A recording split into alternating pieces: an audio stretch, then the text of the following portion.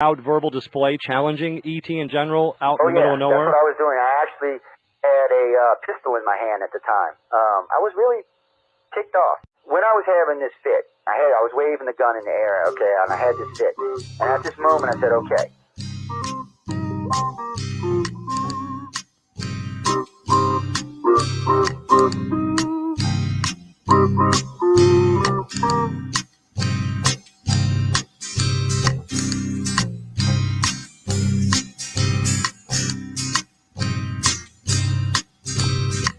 He was a Louisiana man named Montaldo. Folks around called him Six Gun Joe.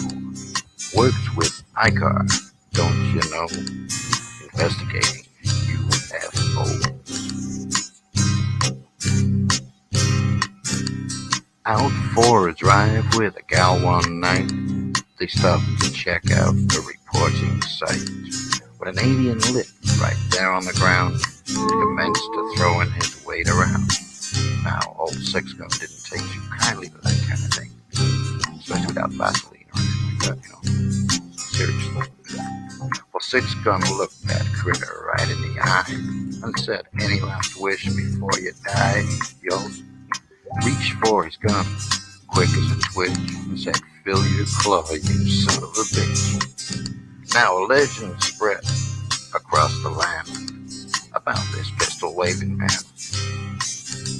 But if you're from space or from Earth below, you don't give no lip to Six Gun Joe.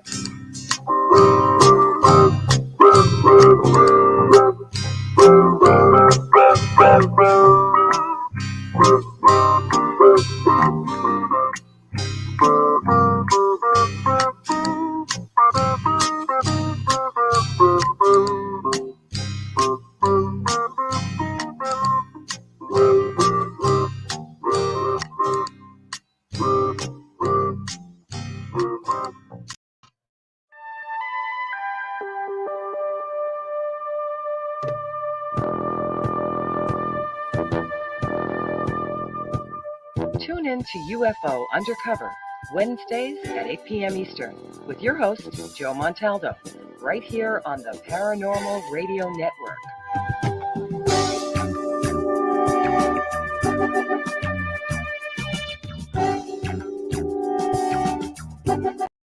Welcome to UFO Undercover, with your host, Joe Montaldo. Oh, wow. It finally let us back, people.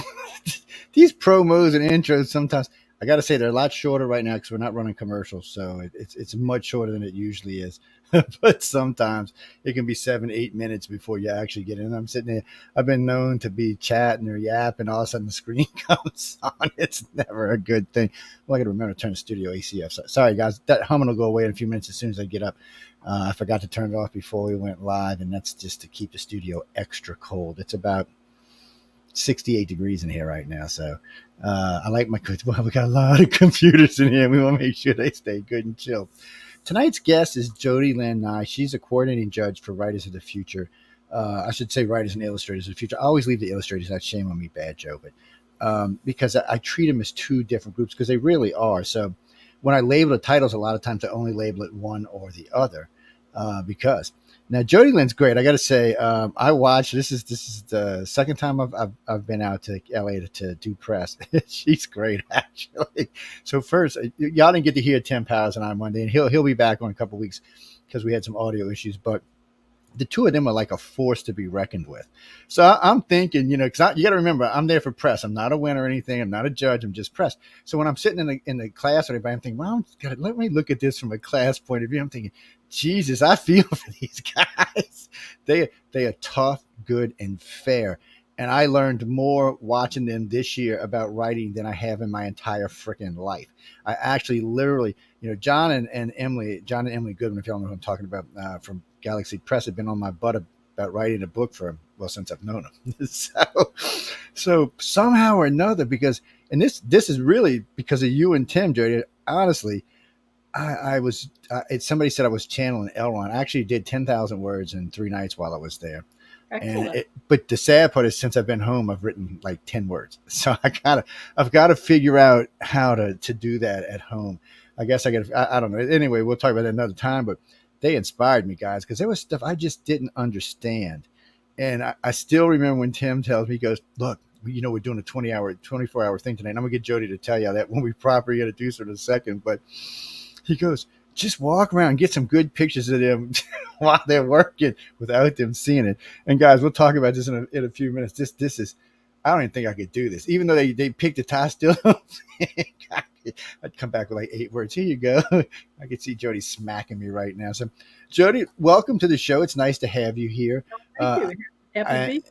Oh, and you're great. I mean, I love listening to y'all when we were out there. And I got tons of pictures of her, y'all. We've been pruning them through the websites lately because we're getting ready to do another blast of. I think we took 2,000 photos, and then Jason sent me like 1,500 photos. So we've just got a lot we've been going through. Somehow or another, you were like I don't know. You were in the top 3 photograph pictures. I have no idea why. I guess you were just really photographic those days. I don't know what was going on. It's funny. I noticed over different years doing this, some people just tend to get photographed. So if it was me, I'd just say, yeah, I was looking for the right shot. But it came from like 5 different people taking pictures. So oh, wow. It was interesting, including Maliva's pictures. I always want to call her by a different name. Bad Joe. And then, of course, Jason, and there was a few others there. And then we were taking just tons and tons of pictures. But anyway, Jody, it is a pleasure to have you. I've been wanting to get you on here just to talk. No, guys, this is not a UFO show. Whoever texted me that. Well, we're going to be talking sci-fi and fantasy and some other stuff as we get into Jody's books as we go along. Before I even get ready to introduce you, I seen you did some work with Anne McCaffrey. I just had Todd on last week. Uh-huh. And so Todd was here last Wednesday with us. That's Todd McCaffrey, Anne McCaffrey's son. And we'll talk about that with Jody in a little while. So, Jody, first off, welcome again to the show. I noticed, you have a long line of credits to your life. You've been working on these books for a long time. Before I even get you to tell people a little bit about yourself, very first question, what was it? 8, 9, 10, 12? What year was it? What was the thing that said, okay, I can write? Because for me, I can't write. So that's why I'm asking. Well, I was telling stories before I could write. So I suppose it started even then. I used to tell stories to my brothers and my cousins and to the summer campers that I went to sleepaway camp.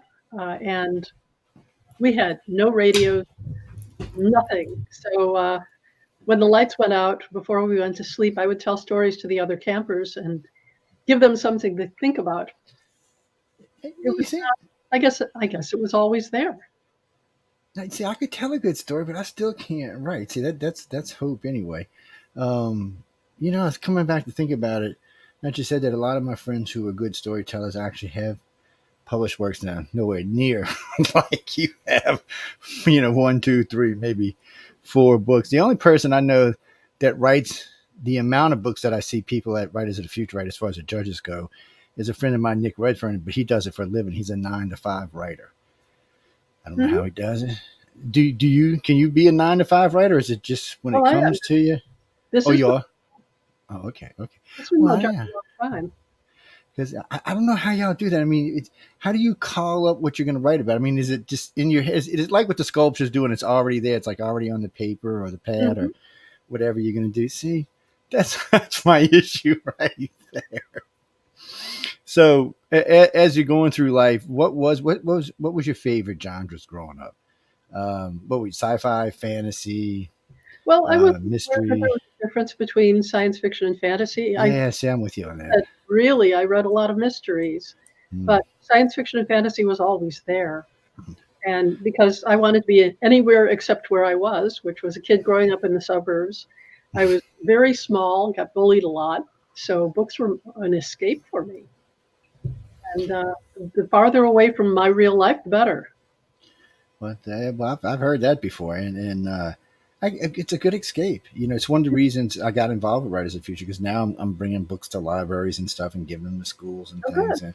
And I live in Louisiana, Mississippi. You can't get much more illiterate than those 2 states. And before y'all start writing in from your home states, I'm not lying. So just don't get upset about it. Do your part to bring literacy back into our states. And it has changed down here, but it's getting better. But books like these anthologies that y'all have are great. You bring one to a library. I mean, there's 12 stories in there. There's great artwork. It not only does it give them something to read, but it gives them hope in the future because you could join and maybe become a winner, which is an interesting thing in itself. It adds a spin to the book itself. So how did you even get involved with Writers of the Future? Well, they asked me a few years before, and I was so busy at the time that I just said, we'll talk about that. Finally, there was time. And then when I joined up, I discovered that quite a lot of my friends were already judges. So I was coming into a club I already belonged to. So that was a lot. I see this chemistry between you and Tim. So I mean, y'all play off each other really well. Guys, I'm sorry. You hear me talking about this. You'd have to actually visit. We're not allowed to videotape or take anything out of the classes at all. Sorry, guys. That's a no-no. Trust me, I begged John. He's like, no, because they're great. I mean, but I understand why you can't, but they are great. I mean, you can learn so much. People, if you're up and I'm going to say this before we get wrapped up, but if you're upcoming writer or artist, these are the people to submit to because it's more than the win. The win's great. Don't get me wrong. Everybody I talked to who won, all the winners had a great time, but it's what you learn. And it's not just about being an artist or a writer. There's a lot more that goes along with both those fields, like learning how to present yourself, how to deal with your money. All of that comes up in these conversations. And to me, it's just a fabulous thing. I mean, for somebody who is really talented, not myself, but somebody who's really talented, these are the people y'all need to submit to. Plus, the name carries weight now. It's 30, what we were going on 39 years now, right? This is 39 coming up. Yeah. And so the name carries weight. I would try. I mean, not everybody who's going to submit is going to win. That's obvious. But I will tell you this, and this is a little secret. Maybe Jody can talk about this a little bit. But they have, so sometimes they'll do like runners up and things like that. But I've noticed that they will try to help someone who's not a winner by giving them suggestions or ideas, or it's so that to me just smacks of yes, let's help these people. So I mean, what is this, Jody? I mean, do y'all just feel sorry for them, or do you just see the talent? I'm sorry. I apologize, people. That was a bad place to go. Really, we're trying to encourage them. If somebody has written a story good enough for an honorable mention, there's 4 grades of winning in the contest. Naturally, there's the finalists, and those are the ones who are judged every quarter to see if they're winners. And three of the 8 that we put forward to the other judges and to myself are part of the 12 who come to Hollywood once a year, usually in April. And there are also 10 semifinalists. They're the ones who are almost there, almost into finalist quality, but there's usually one thing that's holding them back, some little thing, maybe the ending of an otherwise excellent story wasn't quite there, or they kept repeating themselves. There's a fundamental flaw. And for them, they do get a feedback letter. David Farland was the coordinating judge before me. And I have some of the examples that he sent out. Katie Wentworth was coordinating judge also. And I have a few of her letters, and they are all very encouraging because we want them to try again. There's also silver honorable mention and honorable mention, and they get a certificate so that some people submit quarter after quarter of going up the ranks, and a lot of people have amassed quite a number of honorable mentions. But you never know. Some people may jump right away. And that little bit of extra encouragement. And we've introduced a new wrinkle for the people who submit. Instead of just rejecting the ones that are not even honorable mention quality, we now have a rejected with comments so that they get feedback. Now, it's a general purpose letter. You have to read through it and determine which of those categories you fall into. Like, your story takes too long to get going. You've only got so much real estate in a short story. You have to get moving. You have to involve your reader in your plot. You have to introduce them to your character and make them care about the character. So we're trying to give them all the encouragement that they can.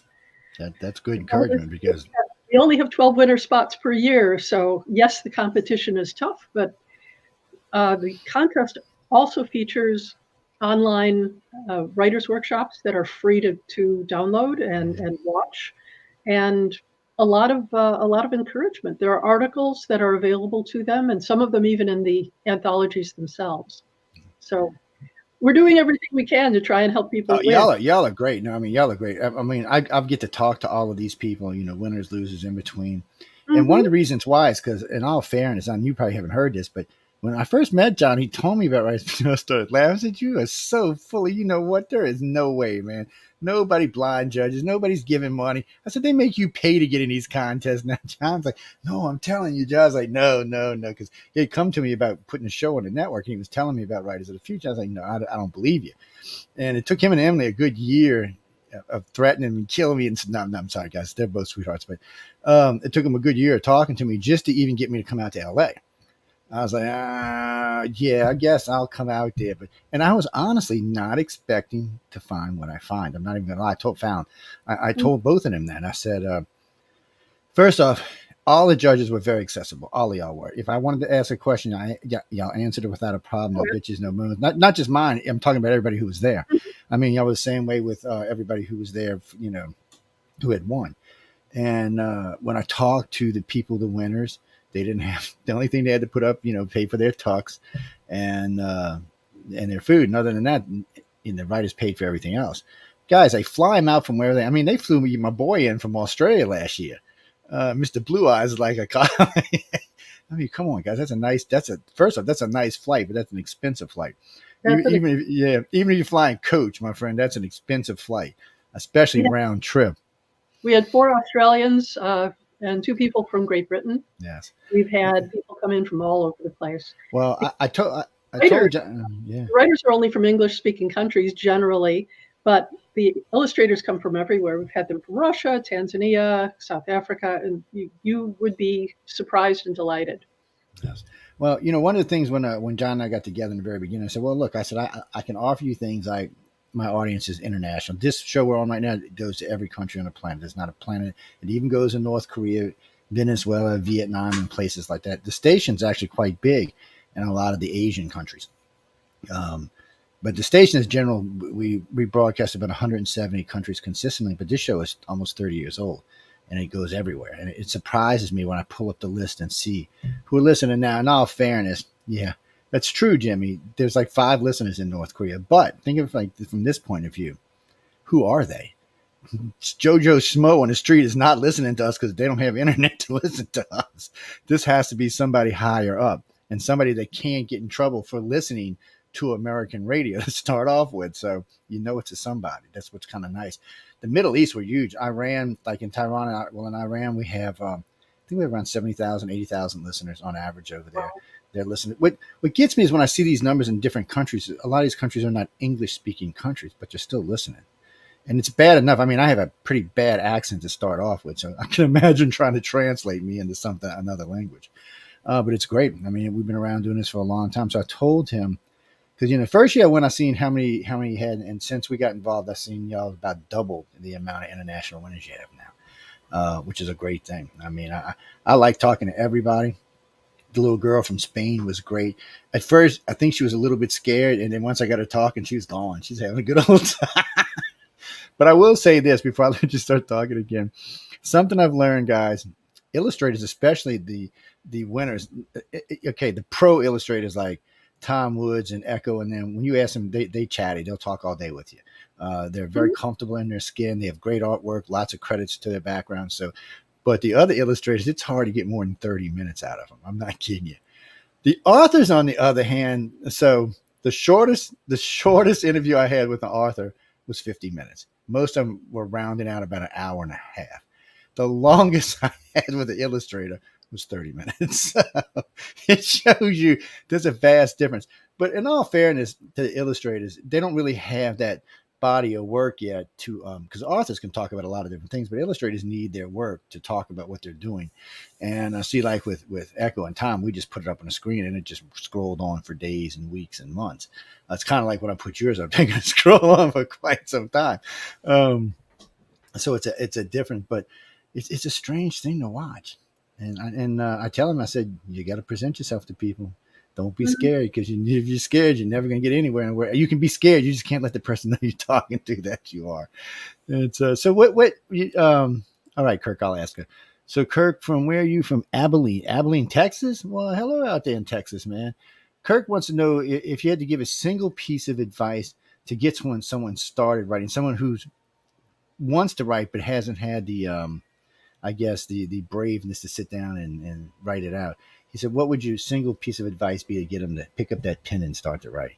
Hey, she may use a typewriter. You don't know. Find a way to get any kind of words on paper. I tell people there's a lot of ways to get started. One of them is, if you've got an idea, start writing it as if you were writing a letter to someone, maybe to your mom. And what the hell? Who's calling you today? Sorry, If you could just start out, dear mom, today I thought of an idea about a Martian starting to. Sorry, my cat's been on my lap all this time. Come on, cat. We allow pets on air with us. That's right. And before you know it, you'll start getting things on paper, and then you can start organizing them, get your ideas in place. Another is, if it's just having trouble focusing, set a kitchen timer. Set it for 15 minutes. Sit down with your pen and paper or your laptop, and when you turn the little dial, start typing anything. And when the timer goes off, stop and do it again the next day. And before too long, you will find that you're anticipating, you're getting ready to write, you're getting your ideas in order. And if you can write 1 page a day, if you can write one single page a day, that's about 250 words in 90 days. 90,000 words is an average novel. In a year, you'll have a book. So just get it down on paper. Anything that will get your words out of your head and down is good. See, that's a good idea. See, I've never even thought of doing it like that. I'm glad you said that, because I'm thinking, when it just pops in my head, I should write. That's setting up. That's a damn good idea. I'm sorry, guys. I didn't mean to cut her off. I apologize, Jody. It just popped into my head. I'm trying to learn how to write, people. Emily keeps threatening me if I don't get her book. Look, I'm telling you, I'm scared of Emily. I see why John is so well behaved. She will make you pay for that. She will. She's mean. I'm telling you, she's a Canadian. we Emily and I got a running joke because she's friends with 2 of the Canadian hosts I have. One's in Toronto, one's in Niagara Falls, or Ontario, Niagara Falls. Sorry if I get in trouble. They follow the show, The Outer Realm, Amelia Pisano and Michelle DeRoche. And we're all kind of friends. We got a running joke about the Canadian women keep their men in cages in Canada. So we always ask John how he got out the cage. And people, you have to be here. What can I tell you? So what's that? So Sherry's asking. Oh, she was asking, how did you like working with Anne McCaffrey? Oh, I loved working with Anne. She was very good to me. She was incredibly generous, and she was encouraging to all sorts of young writers. If she liked your work, she would tell the world, and then she would start asking you pointedly when the next one was coming. Are you finished with it yet? Is it coming up? She did not want you to sit and let things stew in your mind. She wanted you to get it out and get working. And having a cheering section like that was fantastic. Oh, I imagine it was. She was very generous. She could have said anytime, nope, we're going to do it exactly my way, and anything you do is not important. But if she liked my idea more than hers, we used mine. And I was very flattered, but she would have done that with anyone. She was, I know, talking with Todd last week, she sounds like a fabulous mom and a fabulous writer to start off with. And I hate to admit this on radio, but I had never heard of the Pern before. I guess throughout my life in sci-fi and fantasy, it just slipped. I knew who Anne was, but for somehow or another, I guess that section just slipped through. So I had Todd. So since then, I've been trying to do a little bit of reading, but because I find out things like this. In my old life, I should say my younger life, I had more time to read. In this life, having a construction company, a daytime radio station at night doesn't leave me much time anymore. So I always ask people, and this is for anybody who wants to do this, if they put anything on audio, just send it to me, because I'll plug it into my car or put it on my phone while I'm driving and listen, because I do a lot of driving. So it's a good thing for me, but not all books, unfortunately, are done like that. So sometimes you have to break down and read. Now, my wife, who thinks she's God's next fastest reader on the planet. I remember I got her, Anne Rice had just come out with a vampire, her first vampire book. So I went and got, Interview with the Vampire. I went and got it a hard copy. It cost a little small fortune to get this little book. So I bring it home. Okay. So, and I left and went to do something, came back, went to a friend's, came back. She said, okay, when's the next one coming? I said, you're kidding me, right? It was done. So before Katrina happened, we had roughly about 4,000 books in the house. She'd read every one of them. And with a whole wide range of topics. We had our own like mini Linden library we used to do for people to come over. And because it was a strange group of topics, from sci-fi to fantasy to ufology to paranormal to all kind of stuff in between. And you could donate a book, you could take a book, just, it's like the little ones you see on the street, are just a little bit bigger. Unfortunately, Katrina decided that it didn't actually get in my house. It just got just enough water on the floors that it swallowed all the books. So they went from this big to this big. So they were pretty much ruined after that. And we've been making them back up. But she just reads like a demon. I've tried to get her to write because I know she can. She won't. My son can write, but he won't submit anything to Writers of the Future. I've actually read him a couple times. I said, you submit. I said, you're probably not going to win. I said, because you got things in here I can tell from listening to y'all talk that needs to be corrected. I said, but you got talent. You ought to submit. I said, you can't. I said, just. He said, well, Dad, I said, you're not going to win on my name. So I don't even think it's going to happen. I said, so, but I said, you might, if it's good enough, they might tell you, how you can make it better or something along those lines. And, but he's stubborn. He takes after his mom. What can I say? I'm just kidding, y'all. But I try to get everyone to submit now. Now that I've been out and met all of y'all and had spent some time with y'all, I really do feel comfortable telling people you should submit, you should get invited out, you should go out, and you're going to learn a bunch. You're going to help. I even told some of my friends of mine who actually have published books but they haven't made a fortune. I said, you should submit a book. I said, they have rules, so check into them. I said, it's got to be 17,000 words or less. And I said, I forgot how much money you can actually make before they consider you to be a professional. I said, you'll have to go look, but it's on the websites. And I'm always telling everyone to go take the course. The course is great. First off, they got great teachers on the course, and you learn all kind of stuff. Wolf's got his support group over there, I like to call it. And there's just Wolf Moon, guys, if y'all don't know who I'm talking about. And then just some of the people that you're going to listen to speak, and just to give you great information. And it's free. Yeah, no, it's free. Every time I say it's free, I'm looking. I asked Emily last time. I said, "Y'all making some money somewhere? Where you tucking this in? What are you charging for the website or something?" I like to pick on about it, but it is so. Now you get to mold these minds, and I don't want to say young minds because we both know that it can be anywhere from 17. Last year it was 17 to 70, wasn't it?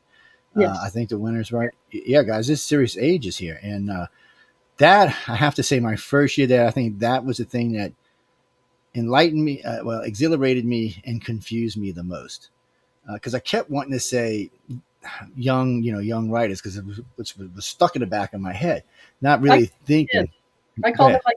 So it doesn't matter if the winners are older than I am; they're still my kids. Well, that's a good point. I mean, there was I know for not this year, but last year, myself and Echo and Tom, we had a little party after the gala, and a couple of writers came up, and one of them, he was 67, 68 at the time, and we got to talking. I asked him, I said, "Well, what was he?" He said, "Well, I'm retired." Blah, blah. And I said, "Well, how did you feel when you won?" He said, "I wish I had done this 30 years ago." And I was like, but 30 years ago, sometimes it takes a while for talent to develop, for skill to develop. And sometimes it comes like the young person who won at 16 and came to the event at 17. Just amazing. Yeah, she was a little whirlwind. I talked to her. I did an interview with her first year. She was a little tiger. It's I'm just amazed at the age, just the range. And then Lazarus was there this year.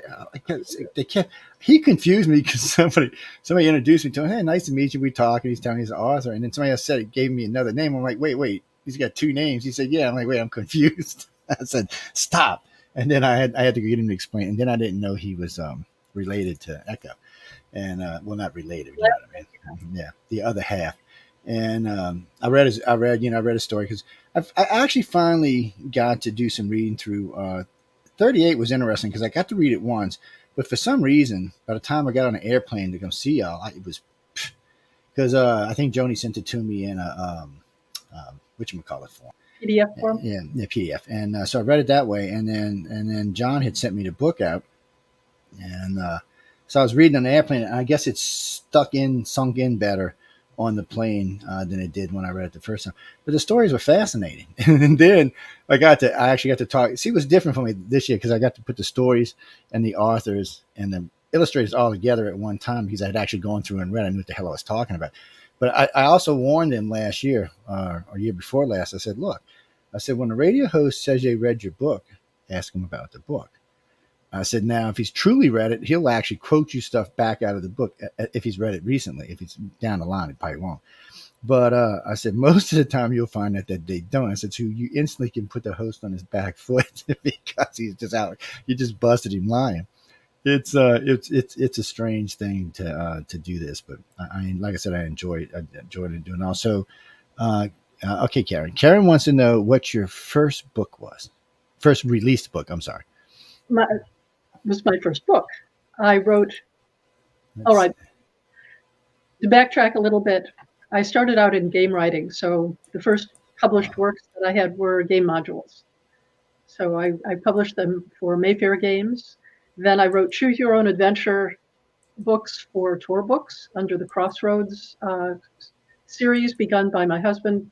They were Choose Your Own Adventures, Chosen Path books, set in licensed worlds, like Anne McCaffrey's Pern, Piers Anthony's Xanth. And I had a lot of fun with those. My first published novel was Mythology 101. And I published it just about the same time as I did my first collaboration with Anne McCaffrey. And that was called The Death of Sleep. So they came out within a month of each other in 1990. But I had already published That's it right there. Yeah, there's a cover. That's it. That's the new cover. Yeah. Well, so you must have been busting it right then, but 2 books back to back. I mean, you must have been just busting through it. I have been very fortunate. I also was writing short stories around that time to begin with. My first short stories were in The Fleet, which was a shared world anthology like Thieves' World or Wild Cards, and continuing characters throughout the 6 books of that series and 2 more to follow with the new characters. So I've been doing a lot of short stories all these years as well as many books. So Arlen's writing in from, where are you writing in from, Arlen? Oh, London. Hey, what's over there on the other side of the pond? Nice to see y'all over there. It's she wants to know, so she says she goes, okay, how the hell does she keep all these stories straight in her head? She's writing a novel, she's writing short. She said, how the hell she knows which one she's writing? I'm thinking, well, I don't know. Let me ask her. That was good. That crossing over. I think if you talk to a lot of people who've been doing this a long time, it's almost instinctive that this bunch of characters stays in this set of short stories. This bunch of characters stay in my novels. I don't mix up the settings. I don't mix up the plots. And I'm not exactly sure how I do it, but I do it. Well, it's I guess it's a talent you learn as you're doing it. I mean, I don't know how else to say that. I mean, because you have to be developing stories while you're working on stories. So, I mean, I guess you don't have to, but still, it seems like it would be the next logical step. Well, last week, while I was working on a short story and working on a novel and reading stories for the contest, I also had to send in a couple of plots to an editor I'm working with for short stories to let him make his choice as to which one he wanted, and went right back to the one I was working on. So I guess it's something that you learn to do. Yeah, it's got it. But that in itself is a talent, not just being an author, but being able to arrange that in your head is a talent in itself. It has to be the way your brain works, or the way you trained it to work, one or the other. See, I'm good at compartmentalizing my brain, so that kind of works for me. But I can be thinking about one thing. So a friend of mine the other day was watching. I had 5 screens on. He's like, "What are you doing?" I said, "Well, on this one, I'm monitoring what's going on in the live show." I said, "You see the screen tacking over there?" I told him what was on. I said, "This one right here, I'm actually doing a bid for my company, for my daytime job." I said, "This one over here is actually, I was listening to a recording of somebody who wants to be a host on a network." He said, "How the hell you know it?" I said, "It's easy, man." I said, I said, to me, it's just all one thing. It's just so I can understand how you do that. Now, since I put the Dragon's Guide to Pern up, we've had 3 people ask, what is that, who is that, and what is it about? So if you don't know okay, real quick, and then I'm going to let Jody answer that. Okay. Check out Anne McCaffrey. Anne began with a novella called Weir Search. The protagonist, a young woman named Lessa, has been hiding herself in the castle where her parents actually ruled, but they were killed during a usurpation. And she actually has the talent going back now centuries to communicate with dragons, but there haven't been many dragons in past years. And she has learned to dread them, but suddenly they come looking for her because they need candidates for the last queen egg on Pern, the host mother of all of the fighting dragons that defend the planet against an airborne menace called Thread, which if it touches anything living, it shrivels it up, burns it. So the dragons were developed in order to protect Pern from a Thread, which is caused by a passing rogue planet that they call the Red Star. And once there's actually some science to that. I'm sorry. Yes, there is science to it. Anne worked with a biologist named Dr. Jack Cohen from the University of Birmingham in the UK to develop the science that created dragons. So there are a lot of books that begin. The first one is called Dragon Flight. So if you want to know about the series, start with that one. Don't start with Dragon's Dawn, which goes back in history to explain the dragons and how they were developed. But go to the first story because it's fascinating, it's interesting, it's harrowing. You'll love the heroine, you'll love the dragons because they are very cool. Who wouldn't want to have a gigantic creature who only loves you? That's a plus. Sounds like one of them movies, one of those TV series that was out just recently. Was it not Vikings? What was the other one? See, guys, I don't get to watch any television anymore. And y'all were talking about that damn TV program like that drove me crazy. Not Vikings, the other one. Damn, I'm getting old bite sometimes, people. It's I don't know why I can't think of its name now. And everybody in their mouth, I'd scream at my wife, but she'd holler back at me. So it's and the book on your screen is a companion guide to the Dragonrider series. So it will tell you a lot about the world and specific characters, customs, even recipes. So, that's interesting. Yeah.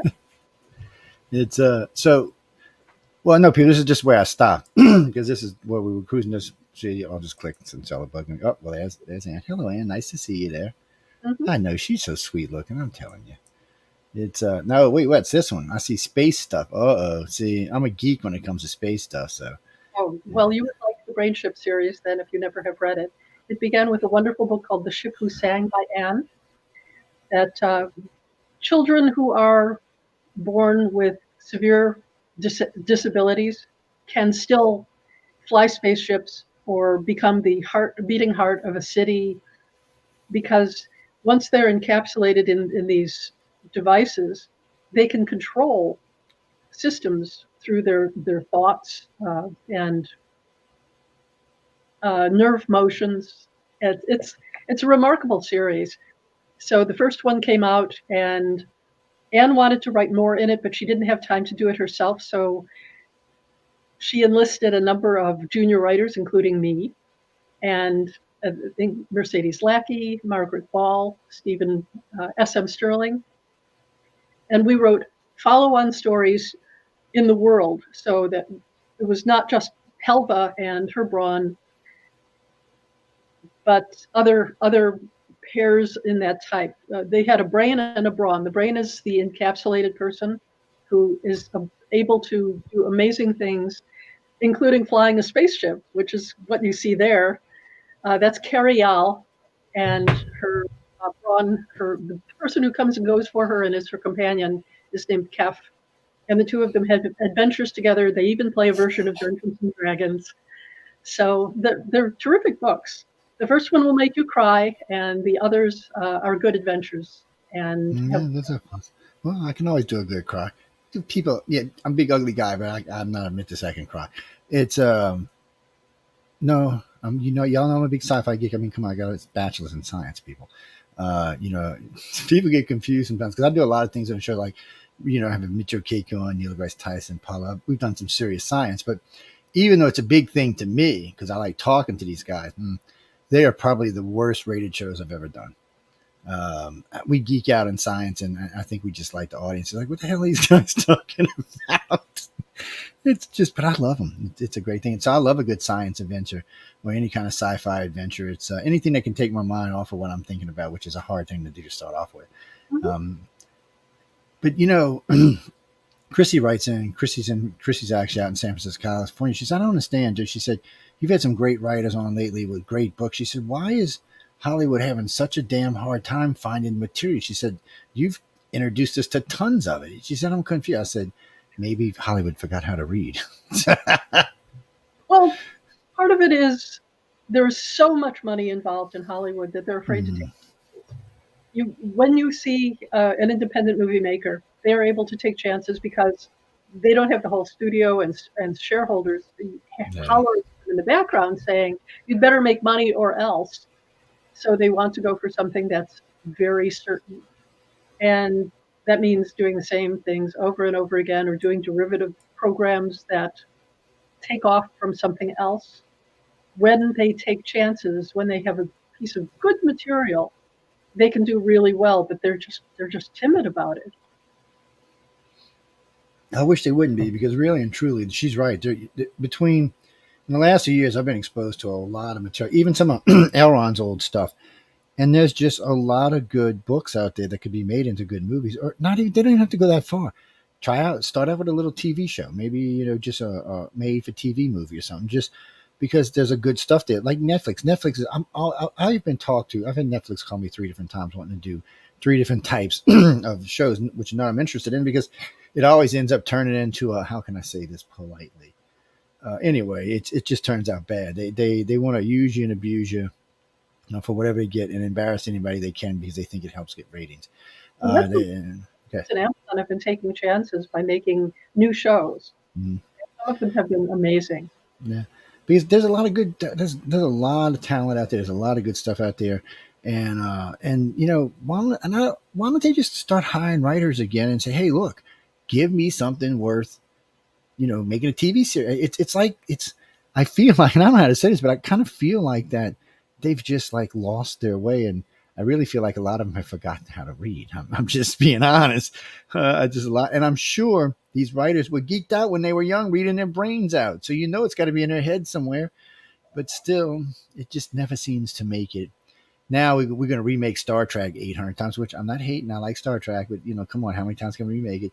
We had Star Wars. How many? We got 9 movies, 5, 6, 7, 8, 9 series. It's okay. I love Star Wars too, but guys, can't we do something different here? And I just, it's like Avatar. I'm sure we're gonna end up like 10 avatars before it's all said and done. But it's a little of it is that people love something so much they want more of that. When I was growing up, there was Star Trek. There was Star Trek, the original series, and there was nothing else. Yeah. So people started writing their own Star Trek stories, and some of them got published because other people were getting desperate for them too. And it's given rise to an incredible series of novels, original stories, that people just want more of the things they love. So that's why you get a lot of repeats and new movies, series set in the same world. People want more, and the studio give them something they actually demand. And then they get more and they bitch. It's not close to canon. It's not this. It's not. Matter of fact, I finally caught up on Obi-Wan the other day, and I don't know where I was, and this guy starts going, "Oh, what are you talking about? Oh, they can't do this." I said, "Okay, well, I don't want to talk about it anymore." I'm moving on. And then it's like Star Trek Discovery. For some reason, you either hate it or you love it, and I'm not sure why. And I tell people all the time, I don't feel like it's real Star Trek, but I do think it's good sci-fi. If you want to watch it for sci-fi, I'm fine with that. But if you're going to try to fit it in the Star Trek universe, you're going to have a lot of issues. From the 29th century, where the Doc got his mobile emitter from, on the other Star Treks. I mean, they forget that they've been time traveling all over. We kind of got an idea what these centuries are like. So it just got a little crazy. But I like Strange New Worlds, and I am a Star Trek fan. I'm not going to lie, and I am glad to see them going back to just storytelling and not these big evolved whole season jaunts that we got to go through. There's lots of that going on out there. And then there's series like a friend of mine wrote to me about a year ago. He writes to me, he said, "You need to watch Altered Carbon." I'm like, "What?" He said, "Yeah, it's on Netflix. You got to go watch it." I'm like, So, all right, dude. So I turn it on. I got a rule. Usually in the first 5 minutes, if I see TNA, I turn it off because I figure that's what the movie's going to be about. And unfortunately, in this series, there's a lot of that, but there's a lot of really good science and some really good actors. And I was like, wow, Netflix canceled it. It's too grief. It had a steady listener. I mean, it had a steady viewership that just wasn't growing. So they said, no. Netflix got a rule, in case y'all notice, ladies and gentlemen. I know this for a fact. You can, almost anybody can get a series on Netflix, by the way. It's just if your audience stops at any time, you get canceled. It has to always be on an up curve, or they're not, or they don't feel like they're making money. So in other words, even if it's a good series and 2 million people are watching it, if it's not picking up, guess what's going to happen? It's going to go the way of the dodo bird. I don't understand quite why, but I'm not in that particular line of work either. What's that, Glenn? No, Glenn. Oh no, I'm sorry, Glenn. I just seen Glenn. Don't get nasty with me, to G's and Pete's. Where are you from? Sydney, Australia. Oh, I got some friends down in Sydney, man. There's some good people down there. Oh, she wants to know if you go. Do you tour anywhere? Do you tour like a? You mean does she go on tour like on other countries with book signings and stuff like that? I don't know, Jody. Do you? Generally, if I'm traveling, I'll stop into bookstores, but book tours are usually the kind of thing that the headliner writers do. So I have been to Australia. That was a long time ago now, for the 1999 Worldcon. So I stopped into bookstores in Sydney and Melbourne and had a great time. So if I'll put it on my website if I am ever going to a bookstore in another country, or if I have I've set up a signing. So yeah, because I guess it's hard to tell where you're popular at, huh? I said I guess it's kind of hard to tell where you're popular. I mean, when people buy your books, do you know where they're buying them from? Or are they just going through Amazon? Or I don't. When I get the royalty statements, it doesn't tell you where they're. That's what I thought. Yeah. Yeah. Well, that makes sense. I mean, it's just business. Well, no, that's what I'm saying, Glenn. Glenda, you just don't know. We don't know a lot of times. See, I can see y'all. All right, real quick. If you're on the FSM side, I know you're in New Orleans or you're around the surrounding Gulf Coast. Okay, I know that already.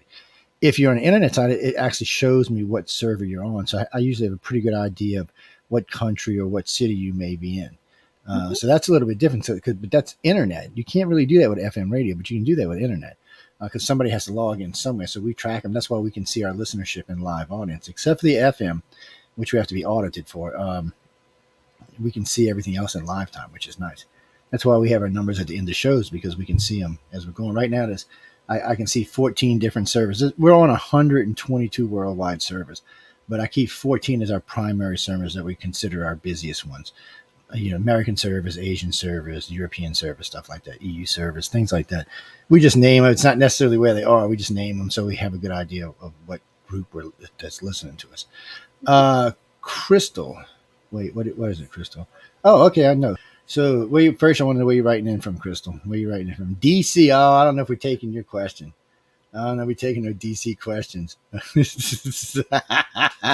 Yeah, see, y'all got me in trouble with that the other night. Trump or Biden, we're not going nowhere near that tonight. No, bad people. Anyway, Crystal wants to know what is out of your collection. She wanted to know, she had two questions actually. She wanted to know what your favorite book was out of Anne McCaffrey's collection and what your favorite book is out of your collection, if you have one in your collection. Anne's collection? Oh, the one that probably won my heart first was, I think, Dragon Singer.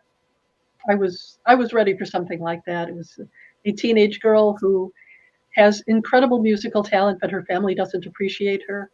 And she runs away from home and discovers a nest of tiny dragons, fire lizards that hatch out, and she ends up taking care of 9 of them. And eventually finds her way to a place where she is appreciated and her fire lizards are marveled at. So I think that was my favorite of Anne's. As for my own books, I love all of my children. See, I told you that's what she's going to say. Yeah, because I would be the same way. Yeah.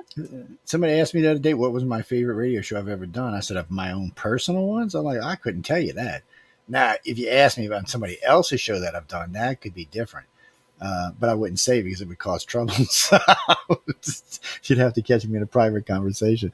It's no, really, because I had mentioned one time I was doing a show out of DC, a television show, and the host had asked me something about some private shows in which are these hosts I like, and stupid me actually said I preferred one of the hosts. Oh, I got emailed for 6 months. People said I ain't never happening again. So it was dumb on my part. I thought I was being nice, but I was young and naive. What can I tell you? Okay, wait. Yeah, I agree with you, Mike. There's a lot going on in this picture right here I'm looking at.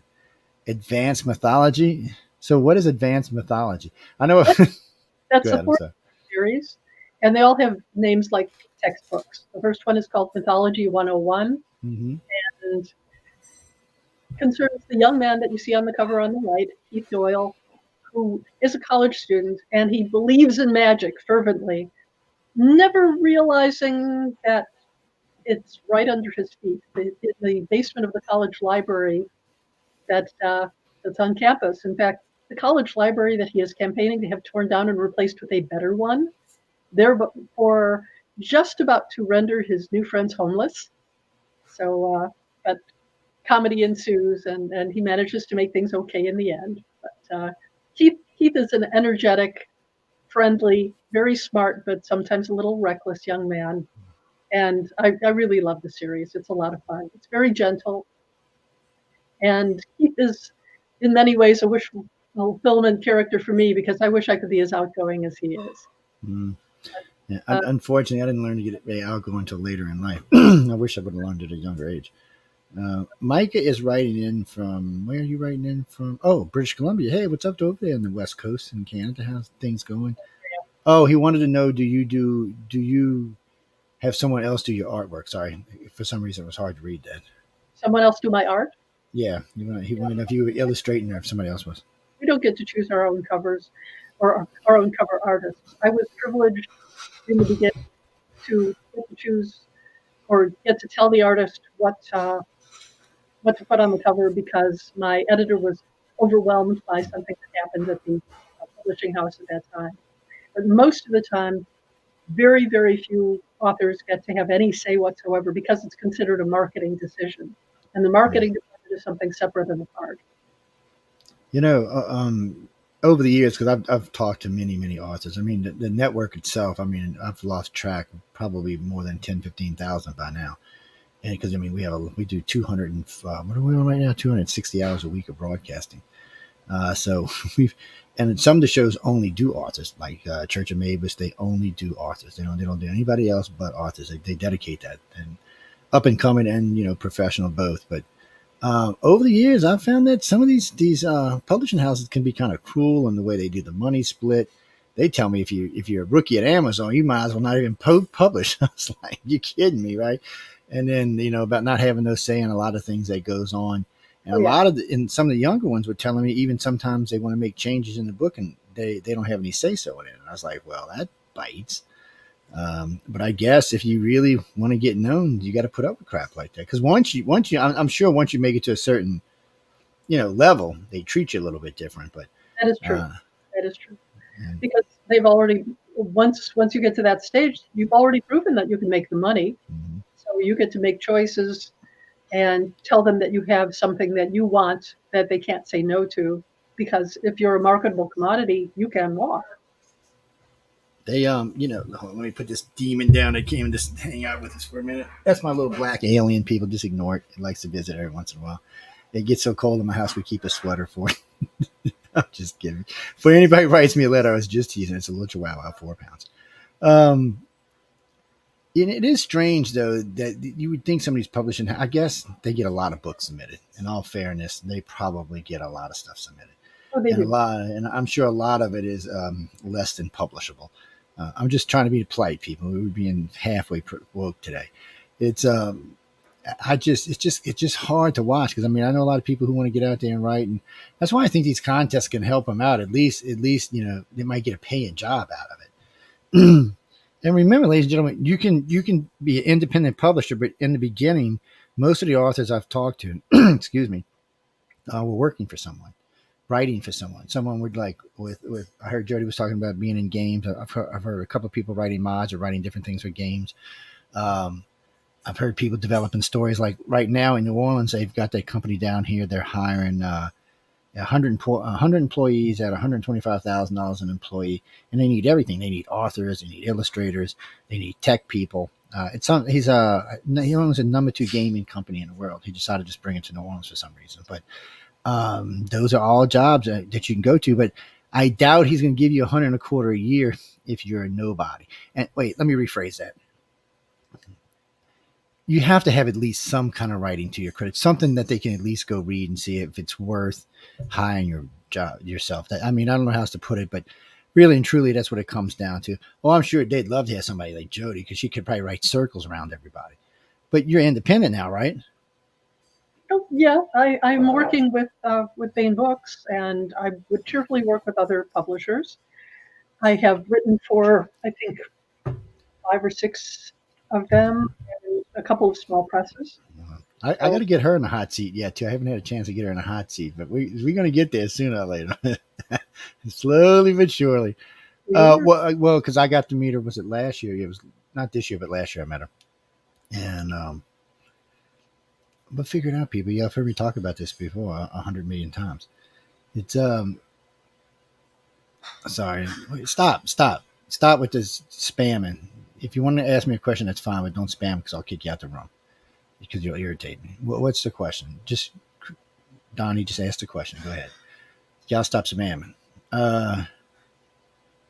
Okay, that's fair enough. So Donnie wants to know, how do you go about approaching a company to say you've got a couple of books published, but not for anybody, you've self-published or something like that. That was a 2-part question because he actually asked you what you thought about self-publishing. But he said, how would you go about approaching a publishing company that would make you at least look like something they might want to hire or bring on board? They don't want to hire you. They want to publish your books. You're not going to get a job with the publishing house. What you are doing is showing them that you have published something successfully. If you're talking about having done 2 books independently, well, how many copies have you sold? Or have they gotten good reviews? Do you have an online presence? Because I have actually talked to a publishing house that doesn't want anybody who doesn't have a media presence of some kind, Facebook, website, Instagram, TikTok, something, so that you can aid in your own self-promotion. But those 2 books, if they have sold enough copies, are not really candidates for your publishing house you're approaching. If you've done well with them, though, and you have a 3rd book that you want to sell them, then they'll be willing to talk to you if you've done well with the other 2. There are a very, very few exceptions to this rule. One of them is Larry Correa, who had hundreds of thousands of people buy his Monster Hunter books online, and Bain Books came and said, we'd like to put you into paper press. How would you like to have us publish your books in actual paper covers and hardcovers? And they came to an agreement on that. Hugh Howey, who wrote Wool, he's another one. But there are very few who have made that jump. Usually the books that you have published online independently stay there. But they are your resume for approaching a publisher and saying, okay, I did these books. You can look at them if you like. Here is a manuscript that I wish to sell to you, specifically to you. And one of the things you have to keep in mind is you need to send it to the publishing house that is going to publish that kind of thing. So you have to do your homework and figure out who to approach. So that's part of the problem is a lot of people say, well, I published this online and 150 people bought it and my mother loves it. And the going to say, give us something else. Let's see something else. Let's see something new. And then you have to knock their eyes out. You need to attract their attention. Usually, unfortunately, that means you enter the slush pile, which is the huge, huge pile of manuscripts, usually electronic now. Read the website of each publishing house for their submission guidelines. And what will happen is your manuscript will go into a pile, or rather a queue, for their editor will take a quick look at it. Sue Stone, who used to work for Ace Books, said she gave it the 2-page test. She would check out every manuscript, and remember, this was in the days when she was getting a 5-foot-high stack. Bet. manuscripts every month. And, she would sit on the bus or the subway on the way home to read them. If it passed the 2-page test, if she was taken up by it, if it got her interest, then she would give the 20-page test, and she would go on through the manuscript to see what it was like in the middle, and then she would read the ending to see if you could stick the landing. And at that point, it went to a reader, somebody who would read the manuscript and give a detailed report to the publishing house about the manuscript. Yes, there were some that Sue rejected outright. But once the report came back, it was yes, no, or maybe, and with the reasons why. The no's, of course, went back to the writer. The yeses went for consideration to the senior editor, and the maybes got discussed. So at that point, the yeses go into the marketing meeting, which was held, I think, every Tuesday or first Tuesday of the month. And it's by no means certain that anything is going to pass that point, because they only have so many that they publish every month. Yeah, and there's a lot of stuff being submitted. I know that, Lord. Be glad to have your eyes out right away. What's that, Michael? No, I do know a couple of self-publishers. Green. Yeah, over the years, I've met them from doing, from interviewing authors. You mean, do I have a favorite? I've never published anything. I couldn't tell you who you should go talk to. I mean, I've talked to all of them. They all seem to be reasonably decent people, and their company seem to be okay. But I mean, I don't know what kind of money they make, what kind of reach they got. You're talking to the wrong person. It's just because they come on a radio show doesn't mean we know that we know them, but we don't know that much. We don't really get into that kind of detail. And you know who you can ask that question? Jeffrey Pritchett deals with a lot of the self-publishers. It's one of his things he likes to do. He works closely with, I think, like 4 of them, so he can probably give you a good idea. I don't know. I wouldn't tell you. Would you have a preferable self-publisher? I mean, anybody you would recommend, or that's a hard one. Who really knows self-publishing? Talk to Craig Martell, who runs the 20 to 50K program, where he discusses how to get a stream of income once you have published 20 books. He doesn't see any reason why you shouldn't be making $50,000 a year off them, because they'll be producing royalties, and that's passive income while you're writing something else. You could talk to one of the small press publishers. John Hartness of Falstaff Books is a good guy, and he publishes a lot of varied, terrific books. And he has wonderful covers besides. That is not true of every small press. Let me see. I think there are a lot of people online who have things that they could discuss with you. There are plenty of Facebook groups where you can jump in and say, I have this question. Reddit is another good source for that. You can something up in publishing or writing and say, I have this question. Can anybody give me any advice or steer me towards someone who knows? Yes. Selma, I'm going to get to that in just a minute. Michael, to answer your question, actually, I heard them say this while we were there. Don't get your mom or your dad or your brother or your sister or your cousin to review your book. Go get a real review.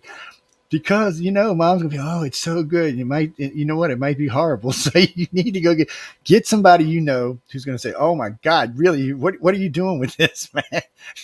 I'm just saying, get other than your family. You can let your family review it too, but I mean, just for hope and sake, get someone else to, I knew that my mother could no longer read my books and give me criticism. That helped.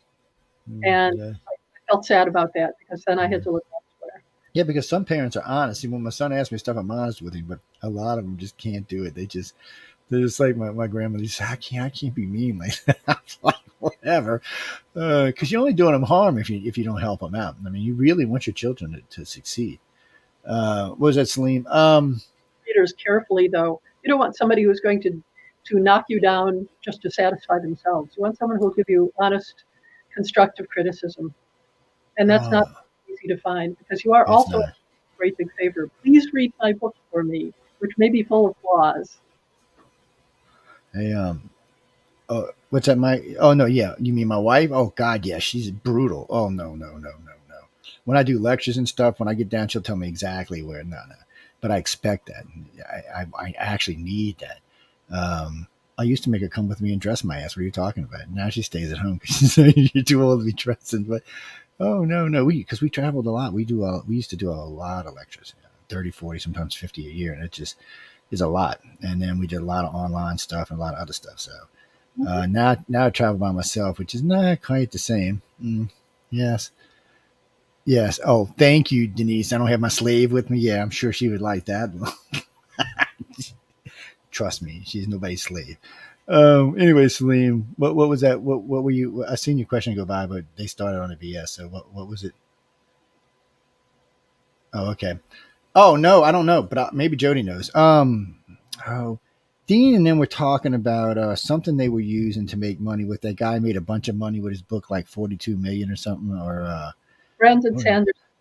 Brandon's yes, in a unique position because he runs writers groups. He teaches at, I think, Brigham Young University, but he also puts lots of stuff online. He has an enormous presence on the web, yes. and he has a huge fan group for his own books and the books that he wrote after Robert Jordan passed away. So he has a lot of presence. So when he put up this amazing Kickstarter, and it's made $15 million at first, and then went on to something like $44 million. That's an anomaly. Most people are lucky if they can get a few thousand out of a Kickstarter. What Brandon did was extraordinary. Oh, and Carol, if you don't make your whatever you set up in the beginning, if you set up 5,500, if you don't make it, you don't get any of the money. Oh no. So make us modest.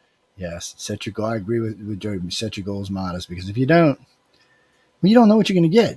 I was talking to somebody else at the conference who did it, and they made about 10, 15,000. They were only trying to get like 2, but that's still, you don't know if that's going to happen. And it also talks about reach. I mean, you've got to let people know that that's there so they can even go find it. I mean, it's not like they broadcast you all over the planet or anything. So you're not, what do you mean average? No, I charge for advertising on my 14 Facebook pages. Yes, I most certainly do. Sorry. It goes from $100 to $5,000. It depends what you're looking for. Yes, well, I have 14 Facebook pages with 1.2 million people on them. Of course. What do you think? I still do. I still sell pages. Yeah, we build pages on Facebook and sell them. We've been doing it for a long time, just like we do domain names.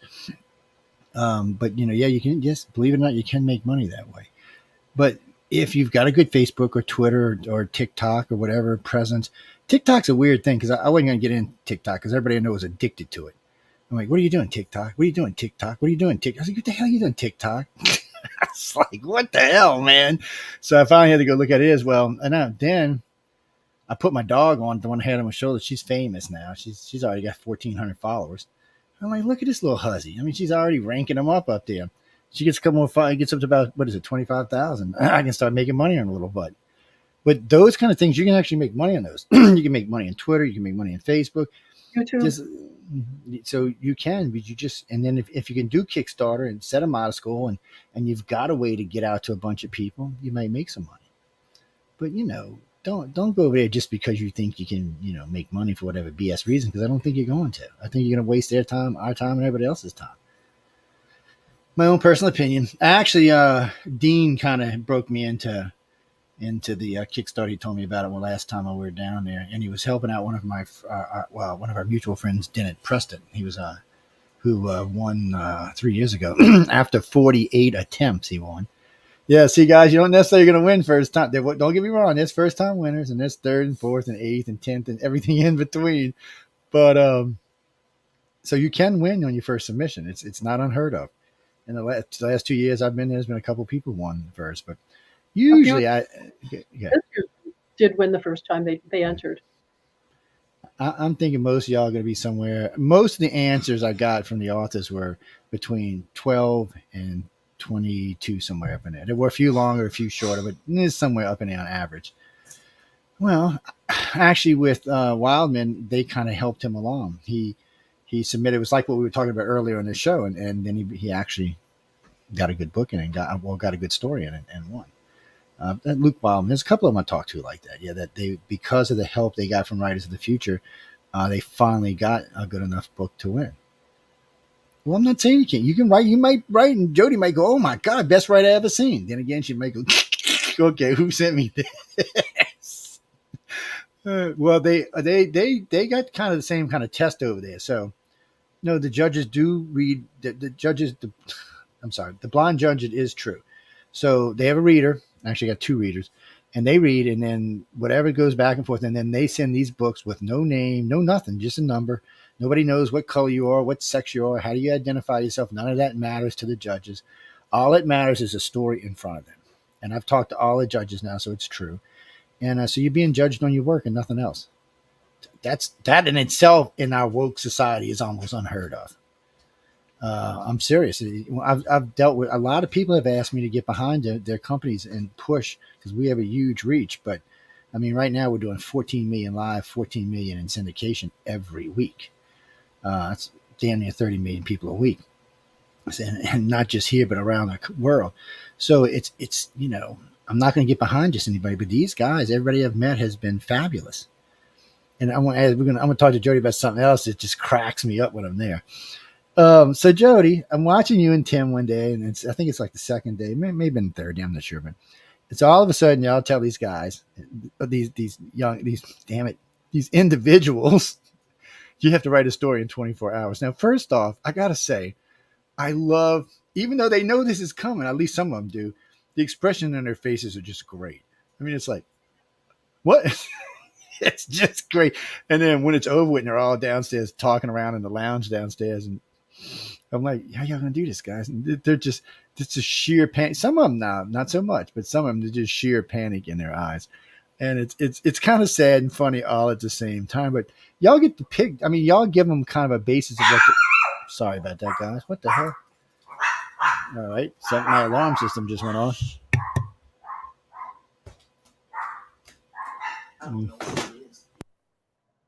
Sorry about that, guys. It's probably something going through the studio. I usually keep the door shut, but since I turned all the ACs off, I left it open. Anyway, that is my burglar alarm. It sounds like a rooster. It's a dog. Okay, for y'all getting any ideas.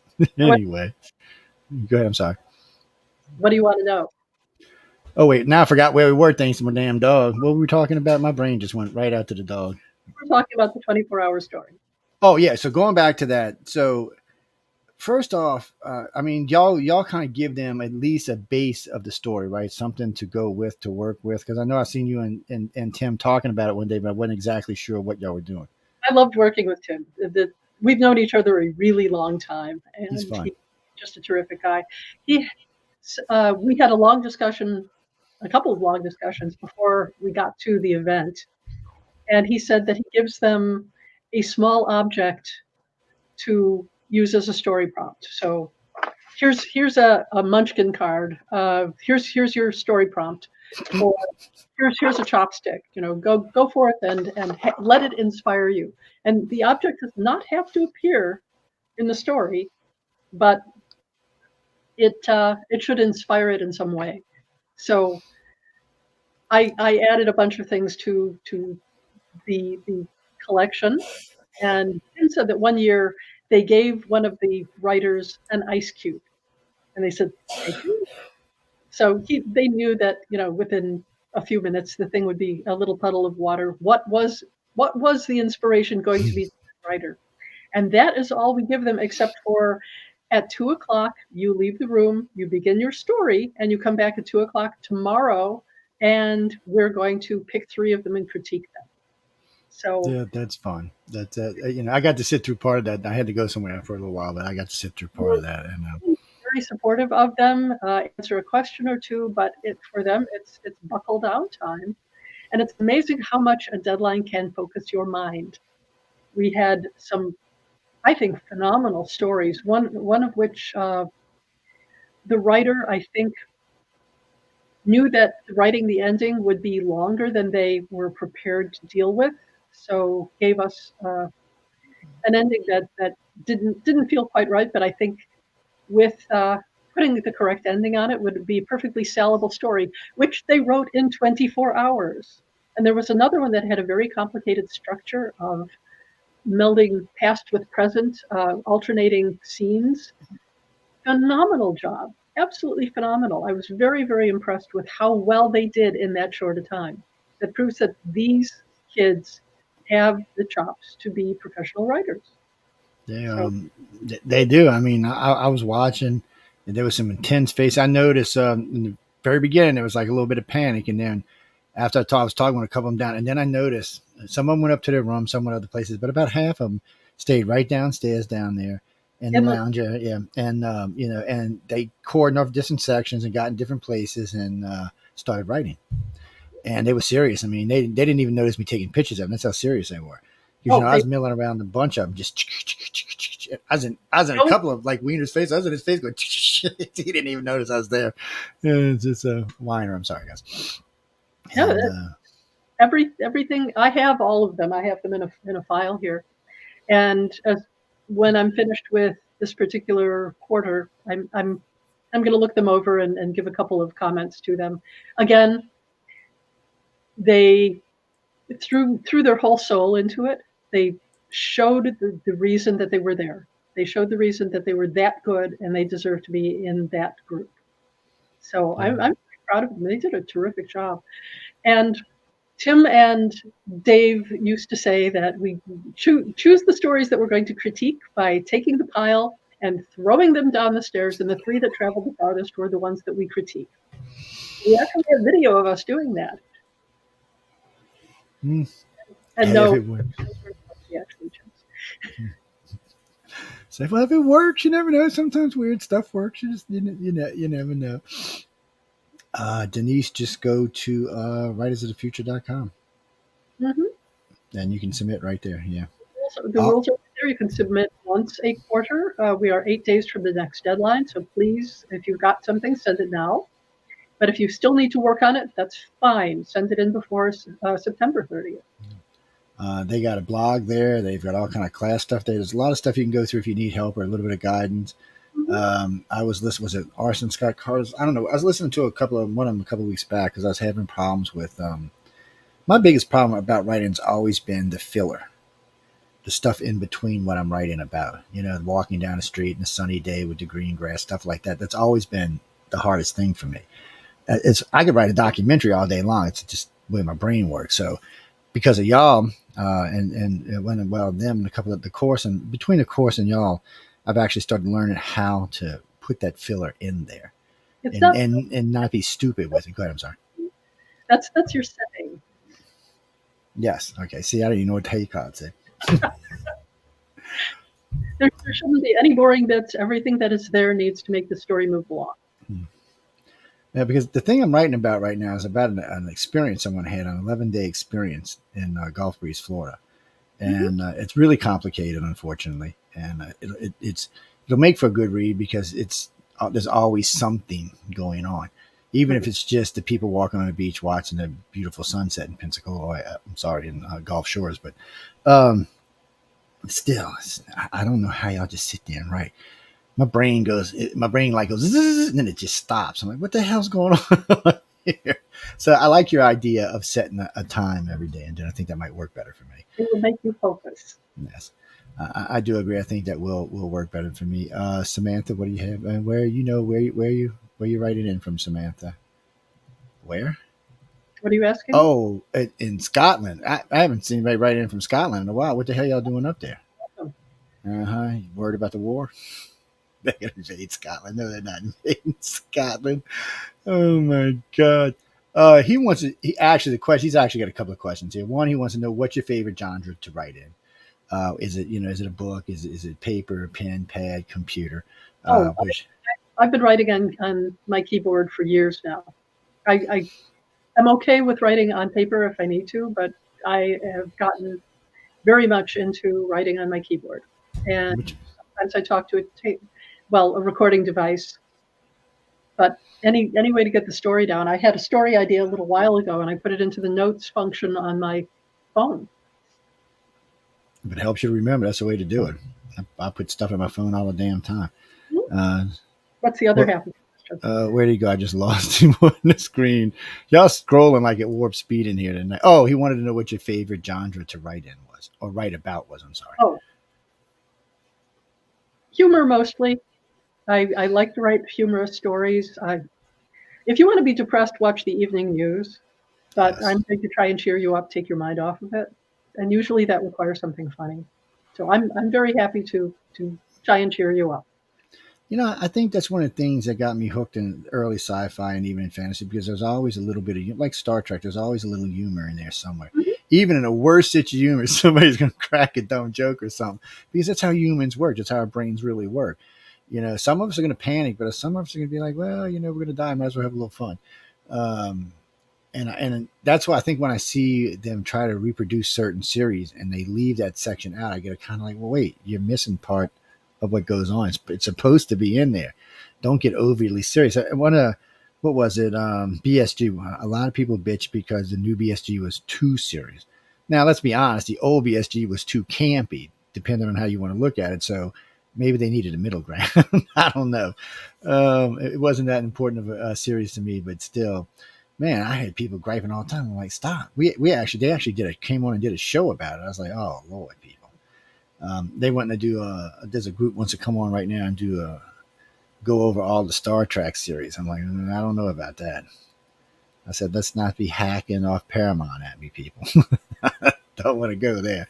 It's interesting to see.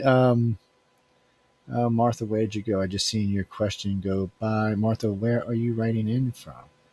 Oh, Chicago. Hey, up there in Chicago. What's up there? It's hot up there too, isn't it? Yes, it's hot as hell up there, isn't it? Yep. Oh, okay. I wasn't quite sure what that meant, but I see what it is. So she's actually written a couple of books, and she's had a couple self-published.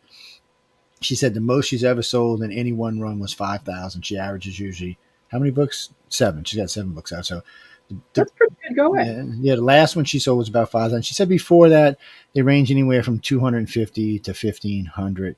She said mostly sold off of her Facebook pages and her Instagram and her Twitter. She's asking, is there any shortcuts to that? Or No. do I just need to keep plugging away? Keep plugging. What you are doing is laying the foundation for 20 books that will eventually become passive income for you while you're writing other things. You're doing it exactly right too. The more that you present to your fans in a timely fashion, I think an important thing that I got from Jade Lee, who is a mostly online writer, Regency Romances, she said, get a schedule going of how much you're going to put out when, and make sure that people know when they can expect content. If it's a short story, if it's a character sketch, if it's a novella. She writes a novel every 3 months. But in the meantime, she's also putting out other material that her readers can enjoy. So if people know when to expect something from you, they'll start to look for it. And word of mouth helps.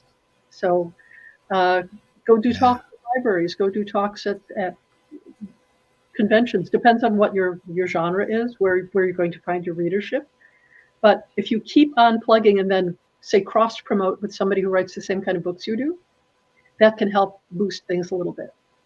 Well, it's interesting you said that, because Jack lives in Atlanta, and he said he was going to see about getting a table this year at Dragon Con to promote his book.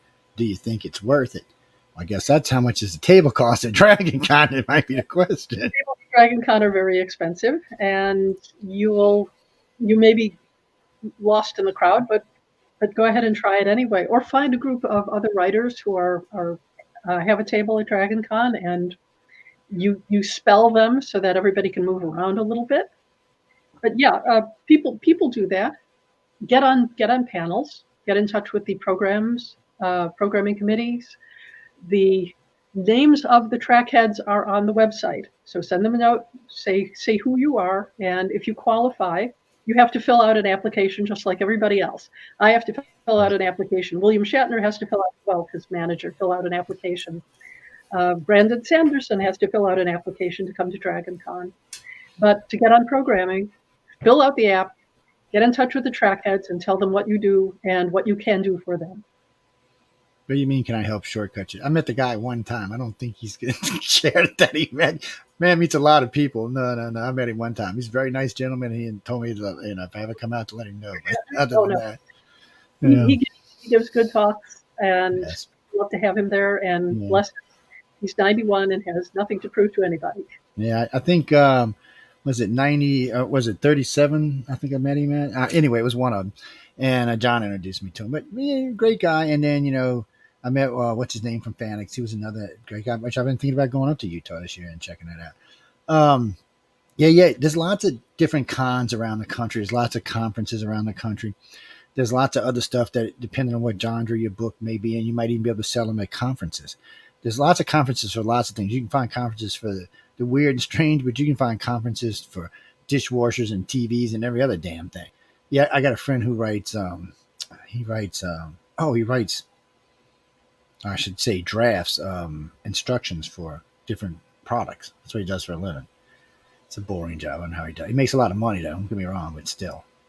Yeah, they give it him and ask him to put it in the way it should be, put it together. He puts it together and sends it to the company, and the company mass produces it and puts it in whatever product it is. Hey, it's a job. It's a $235,000 a year job. Yeah, so. I've got a couple of friends who work in advertising. I have a friend whose job it is to design ads and put in all of the bits and pieces that the product manufacturer wants them to have. There's a lot of things involved in getting publicity for something. And again, if you're scared, if you're timid, it's going to be a lot harder. Well, what do you mean, like Barnes and Nobles? You can ask. Sometimes Barnes and Nobles, if they don't have anybody scheduled, they may let an unknown name writer come sit.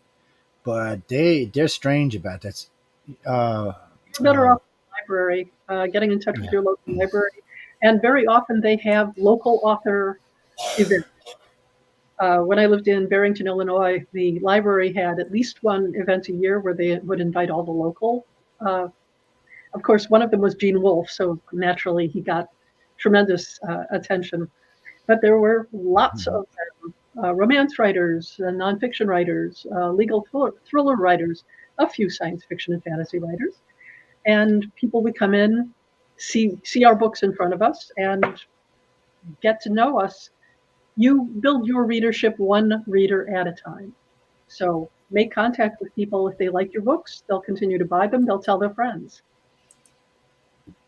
Well, yeah, you can. I would set up look, internet's free. Well, basically free. You got to pay for your connection. But other than that, it's free. And you can set up all kind of accounts and advertise. Well, it takes a little while to build up followings on different ones. But if you're chatty and you got good stuff and you follow what's going on your page, you might do well. Mm-hmm. I mean, my primary page for the station has about 175,000 followers on it. The one for this show has about 40 or 45,000 followers. One for news and the flip side around the same. Yeah, well, those are all potential customers. And even if you think $1 a customer, that's 45 grand per account, which you can't think of that anyway. I always think between 2 and 5% are potential customers.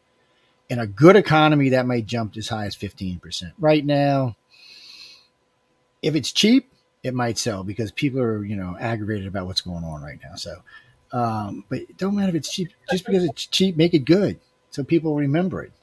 One of the good things is BookBub, bookbub.com, BOOKBUB.com, because they will let you post the book online and you can make it free. You can make it 99 cents. But if you are accepted by them, then you get a tremendous amount of attention. And I believe that you can repost it with a price change within a month or a few months of the first time that you post. So that's potential right there. Get yourself involved maybe with Story Bundle or one of the other book bundles. And you may not make as much because you get to choose your own price for the bundle of the books, but it could be a number of sales, and that could set you up with readers for your next book. Arum, is that, am I saying that right? Arum. Anyways, he's writing in from Tehran, and he's asking how would you go about, how do you estimate what your book's worth? How do you go about estimating what your book's worth? Well, is this for self-publishing? Yeah, he says he's got 2 books published, but they haven't really made any money. He said one sold 100 copies, one sold about 200 copies, but he's only asking $1.99 a copy. He said, "Is my too low? Should I go lower? Should I go high?" He said, "I don't know." He said, "If a book's too cheap, will people buy it?" Yeah, I am told that the sweet spot is like $3.99. But what you can do with something like BookBub or even your own page is to change the price once in a while so that it hits people's attention again. You can have an event where, say, the first book is free for a while, but the second one is the original price. You can change it up, but don't do it too quickly, because you don't want to have people get both books free and you get nothing out of it. There's a whole science to it. I know that a friend of mine who was publishing with Amazon did this all the time. She would change the prices, and she was making okay money doing that. She had a number of books. So Summerborn, hey Summerborn, I didn't even see you in the other chat room. What's up, man? Oh, when am I going to write a book? Look, Joe's trying to write one. Joe, you know what's sad about this? What is so sad about this? Not 5 feet away from me is I did this like 17, 18 years ago. There's a summary for 3 different books from start to finish. And all the stuff that should be in it is already pre-written. I you gotta, I may just end up hiring somebody to write a damn book, or maybe getting one of these poor authors that are getting out there and begging them to write it for me. I don't know. But once a month, say, well, how are you doing on it? Well, that's the sad part. The one I'm writing on right now has nothing to do with those 3 drafts over there. This is something entirely different. For some reason, y'all were talking one afternoon. I don't even know what you and Tim were talking about. I was just sitting there listening to y'all, and I went and had dinner. I went and got a wedge salad and a tea, and went up to the room. And I was getting ready to do something on my. I was going to publish one of the stories, and all of a sudden, I just started typing and typing. Before I knew, it was 3,400, 3,500 words into it. When Nice. John called me and said, "Are you coming down for dinner?" and it broke my my concentration. And I was like, yeah, sure. And then the next night I went up and did the same thing. And I think it's closer to 11,000 words than 10, but Cool. and then I stopped. And then since I've been home, for some reason, I just can't get my brain to function. See, my life at home is different. See, when I'm there, I'm working press for y'all. I'm not thinking about anything else. I'm just thinking about what I'm doing there. And in the evenings, after I've through the interviews, I'm not thinking about anything but publishing, and there's nothing really in my brain. Here, there's always something going on. Something's popping up here, something's popping up there. Business changes, customers whining, just different stuff. One of my customers says, "You ever gonna finish this job?" I said, "Yeah, give me some electricity. I've been finished weeks ago." They're trying to get us to remodel this apartment. Yeah, currently right now down here with the humidity, outside temperature feels anywhere from 108 to 112, which means inside a unit with no AC, it feels like you're baking. And I said, "Look, we're not working more than 4 hours a day." I said, "You can always hire another contractor." "Oh no, we didn't mean that." And I'm like, at this point, I'm getting kind of aggravated. I would rather be doing something inside. And we were supposed to have power. That was the original deal, that they were going to have electricity. And all of a sudden they can't, you got all kind of issues. I think it's going on 8 weeks without power now. I'm like, Jesus. And so that's always in the back of my head. And then all this stuff is going on. And people are always bugging me about getting on the station. And we're always, don't get me wrong, we're always looking for new and good talent. And we have a wide range of ways for people to get on a station, from paying for their own show to being sponsored, or simply having the numbers or the name recognition to be on it. It's just different like that. In the old days, I had to beg for any kind of talent I could get. Now it's a different thing. Now it's a whole different thing. What time? Yeah, we still got a few minutes. So what was that, Janine, where are you from, Janine? Another DC. What you people in DC tonight, man? Y'all scaring me. Wait, say that. Right? No. That came out to jibber jabber. Type that again. Just type it again so I can actually read it. Okay, it says, "Hi, Miss Jody. Big fan. Read several of your books. Wanting to know when you got something new coming out. Can anyone come to Writers of the Future?" I can tell you no on that last part, but Jody will have to answer the rest. I'm not in charge of that. The next thing I have coming out is a collection of my cat stories called Cats Triumphant, and it's got a really adorable cover on my website right now. And in order to come to the Writers of the Future event, you have to win. So you have to enter, and your story has to pass my slusher, and then I have to choose it, send it to the other judges, and they have to agree with me that this is an excellent story. So the short answer is no. The long answer is maybe. Yes, so maybe. Keep trying. If you've ever sent in a story, please do. You can see from her own collection of books, she's got a lot of talent. And the fact that Anne McCaffrey just wanted to work with us shows that there's a lot of talent there. So she's reading, she knows what she's looking for. Just, grabs it. Because, I never really thought about it, but I've read stuff a lot of times. The first 2 or 3 pages is kind of like, man, I don't know if I want to read any more of this. So grab them, people. You better grab on that first page or 2, or guess what? You might be in trouble. I can't make predictions. Mm-hmm. But well, Jody seems like a very well educated, very nice woman. So just get something that grabs her. Oh, no violence, no sex. Think of like PG-13 or PG-13 would be best. We can have a little bit of sensuality. We can have a little bit of justifiable violence. No gore, no squick, no political agenda, no religious agenda. Tell us a good story and give us really good characters. Make us care about them. As a matter of fact, we don't have to like the main character as long as we're involved in their journey.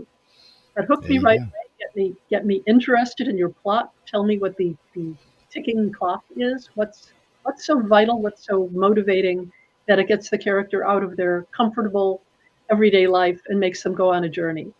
I don't think they're going to take politics. Your story, how Biden's going to end the world. Maybe you should send that to like USA Today or something. There you go. Send it to someone whose market is appropriate. If you have no idea what kind of stories that the writers of the future publish, read the anthologies. I've got one right here because I was showing it to somebody tonight. This is, wait a minute, here we are. There you go. I'm 34. The cover art is actually from my own story. So there's such good things in here. And in every volume, they have had some really notable writers. Patrick Rothfuss, who wrote The Name of the Wind, got his start with the writers of the future, and he will tell people that. So quite a lot of people who are judges now were winners. Eric Flint, Nettie Okafor, they all entered. And in fact, I found out today that Nettie was a published finalist, that she was not actually a winner, but her story was added to one of the volumes, and it was so excellent it got people's attention. And she is, of course, a terrific writer. Eric Flint, I think, was a second place winner. Nina Kariki Hoffman was a winner. She's one of the earliest, in fact. Dean Wesley Smith. And they are all judges now. So you can go far. There's a great group of judges. We've only talked about her and Tim because they have really good chemistry. I shouldn't even say this on here. Probably gonna get me in trouble. I was watching Todd and Dean last year. They got pretty good chemistry together. But I think you and Tim have better chemistry, to be honest with you. And I'll tell Todd and Dean so. He is a great. I love working with him. Oh yeah, they're yeah. Y'all just, I don't know. You just for some reason y'all just played off each other well. Between the I guess a little comedy here and there, a little humor in corp. Y'all knew the appropriate time to break the stress. I guess I would say the ice, but it would be more the stress. You're talking to these people, they're kind of getting these big eyes, and all of a sudden you'll say something or somebody funny or something will go on, and it seems to give them a little breath of fresh air and let them get back to thinking about what they were. On that, guys, though, really quick, since you had that up, this is volume 36. It's one of the ones I have left. If the first person who writes to me and tells me what her first novel was, because we discussed it on the show just a little while ago, it's yours. Just write to me at iCarcox.net. As far as Carol, I know you'd asked me about the autograph 38s. I only got one left. The only way to get those is if you send us one case of books from Galaxy Press. We're giving these segments away to different libraries. So the ones I have, one from 34 to I think it's 37. Anyway, there's 5 books in each collection. Doesn't matter what collection it is, you can buy any one you want. But you've only got one autographed copy back, because my own personal one I'm not giving away, because not only was it signed at the book signing when we had the gala, I had them re-sign it. So it's double signed. You'll never get your fingers on this book. Or 36 or 30. I got signed copies, double signed copies of all 3 of them, and y'all ain't getting your hands on them. Just like that big picture behind me, y'all always trying to get that John sent me from Battlefield Earth. You ain't getting that either. But we got lots of books coming through. I like to give away a lot of books. I think for Christmas last year was somewhere between 1,000 and 1,500 we gave away. So, and we gave away a couple of hundred from Writers of the Future last year. So, but if you want that last autographed copy, it's what it takes. One case. You can donate it to whatever school in Louisiana, Mississippi you want to, as long as it's in the lower half of the state.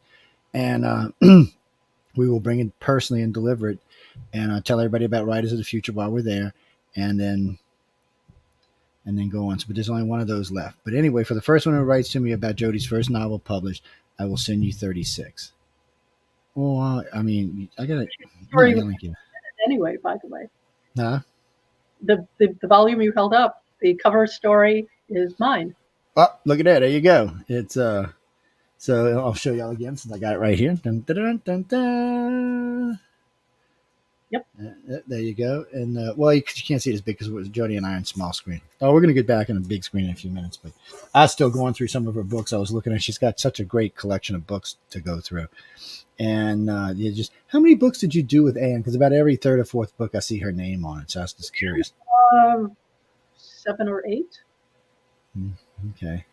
Now, yeah. The Lady and the Tiger, is this like a series or just different covers? Tiger's Ark is the first one, Medicine Show, and then Lady and the Tiger. Okay. There were meant to be 2 more, but the publisher seems to have lost interest. So I will. Wordfire Press has them right now. So in all of my copious spare time, I will eventually get around to putting the next 2 volumes out. The Ship Who Won was one of the ones I did with Anne, and The Ship Errant follows it on, but it was my independent book. So we had a tremendous amount of fun with that one. Elizabeth, we're talking about Anne McCaffrey just now. I'll tell you what, you can look her up online. It's really easy. But if you want to hear her son talk about her, he was on with me last week. Yeah, Todd McCaffrey was on last week. So we talked about some of the art, some of the stuff he did with his mom, some of his own personal stuff, things like that. So you can go catch that show as well. Yeah, you can share these shows. The shows are copyrighted in the fact that you can't use any material off these shows without talking to the artist, not to me. You can republish the shows, but you can't use the likenesses without the artist's permission on any of the shows. Doesn't matter if it's this show or any other show. We post it so everyone can see it, so you have a better viewer pleasure by watching all this stuff. But see, like this one that's up there, I love that retro look from back, what is that, like the 30s, 40s, 20s, 30s, 40s, somewhere up in there. I noticed a lot of Elron's books have those type of covers, and for some reason I like that old school cover. But guys, there's lots of artists been on in the last few weeks. We got a few more coming on. I want y'all to join. I want you to see all their work. I want you to see the author's work. I want you to see the illustrator's work. But again, remember, you can't use it without their permission. And I'm sure if it's something legit, they'll probably give it to you, but don't do it without it, because if I catch it, you know what's going to happen. And so we're funny about that kind of stuff. Well, we got about 8 minutes. Anyone got any other questions? What do we got here? Saffron, is that your name? Where you calling in from, Saffron? Madrid? Whoa, man, what is it, like 5 a.m. over there right now? I know it's a wee hours of the morning. I think it's 2 a.m. No, yeah, 2 a.m. I think is it 2? It's so she's writing in. She wants to know, when you think of a genre, do you think of the plot of the book, or I'm messing this question up. Hold on, let me go back and read this again. So she's basically asking, when you first come up with an idea for a book, are you doing it by a genre, or was it because of a story in your head that it ends up being in a particular genre? Does either that pay a thing? Because she said with her, a lot of times she'll start writing, and then all of a sudden she's written herself into a particular genre, and she just wanted to know if it was true for you. No, that is usually the way it works. Although I will frequently be asked to write a short story, and they'll say, we want you to do this. We want you to do a science fiction story or a steampunk story or something. So I begin to think of a plot that fits with that. But a lot of the time, if I get an inspiration, I'll figure out where it belongs later, because the whole idea is to get it written. Yeah, that makes sense. I mean, write it out, and then you can when you go back to proofread, you can kind of figure out, okay, well, maybe it fits here better. Well, anyway, Deneen, nice to see you right now. And I see you already posted that you're calling in from New York, so glad to see y'all up in there in New York. Buffalo is still cold, Denny, or is it finally got hot up there? I'm just curious. It's what are you? Oh, you telling me what's your favorite genre to write in? Okay, what is it? I'll bite. Fantasy. Okay, well, fantasy's cool. What do you consider fantasy? Too much to type. Well, chicken. You just chickened out. Somebody was just asking me about this book I got up here, Humans Wanted. What was it about? Because there seems to be a couple of names on it. Oh, on the one on the screen? Yeah, the one It's on the screen. an anthology of stories in which humans uh, humans are frequently not wanted around the galaxy in a lot of anthologies and a lot of stories. Hmm. In this case, Vivian Cape, who is a wonderful person and a terrific editor, said, where would humans belong? Where would humans be useful and helpful? So I had a lot of fun writing the story for that. I enjoyed it very much. It sounds fun because yeah, you're right. In a lot of sci-fi, they're anti-human. Like, get your stinky human butt out of here. Don't ask me, people. That's our own self writing about our own selves. Remember, we're the people writing this stuff, so this is what we're thinking about ourselves, and it's not what the show's about. And I agree, we're not ready to be in deep space yet. I won't even argue that.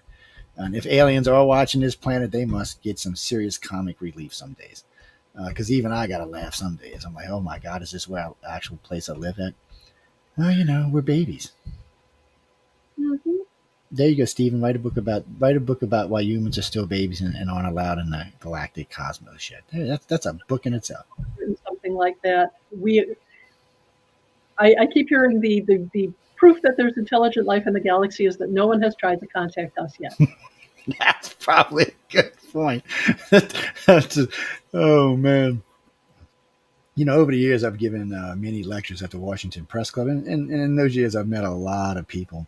I know a few senators, a few congressmen, and quite a few astronauts, a lot of aides that seem to be nosy about what I'm talking about.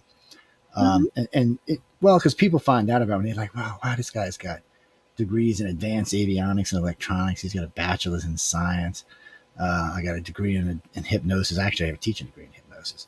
I've got degrees in voice stress analysis, body language, and I even got my private detective's license. And a few other things besides that, degrees in aircraft recognition and stuff like that. And people always, oh my God, I got a Class 10 security clearance, which is probably a couple of steps above Biden's.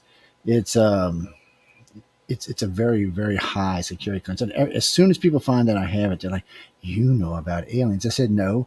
I know about Old Salty because I used to have to work on a nuclear reactor aboard the Nimitz. I also had to work in the conning tower on the airplanes, on the catapults, and the missiles. I said, of course I had a Class 10 security clearance because I was working on everything we had that was above top secret. But they want to make it into something alien every time.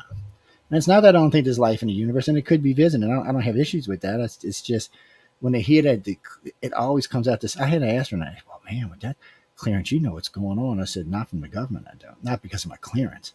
I know because I got friends at Lockheed and Boeing and places like that. I know the head scientist at Boeing. She's a friend of mine. And because we both have high security clearances, we can talk about stuff without being slapped. And I can't tell you about it or anybody else. So what's the use? It's not helping anybody. It's helping me. No, Jimmy, that's just how it is. And let me tell you what, before we go, we're going to go, and then I'm going to let Jody talk a few minutes before we go. But it was weird for me. When I came home from tech, when I came home from boot camp, I had found out that the FBI had talked to a lot of my friends and family. When I came home from tech, I found that not only they did it, they got deep. They asked about all kind of stuff. They interviewed more than 250 people that knew me before they would grant me this clearance. Oh, yeah. And I mean, they were serious. I had to go through a psych evaluation, all kind of crap. It wasn't an easy thing to get. It's not like a standard clearance. It's because they have to know that you wouldn't be compromised by an. They sent me to prison or a war camp. That's what we need to write about, Jody. You and I need to write about that one day.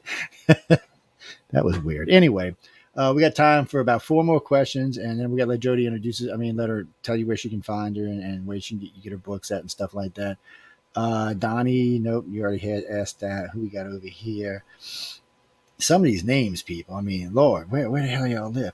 Well, I can't pronounce your name, even though you're in China. So, but I will ask her this question. She said, "Do y'all publish books in China?" She said, "There is a huge science fiction, fantasy genre, and over there, even though they're not supposed to be looking at it. Is there any way that you can get your books to China?" I don't know. Is there? I hope so. My agent has been trying to sell them overseas. Maybe I'll simply have to lean on them a little bit harder. Originally, we did send some to a man in Xi'an who was going to be publishing them, and Tiananmen Square happened not very long afterwards, so we never heard from him again. And we didn't want to endanger him by Yes, I can see that. making contact from the West. So Yeah. I would like to see my books in China. I know there's a very devoted market. My friend Mike Resnick published there frequently.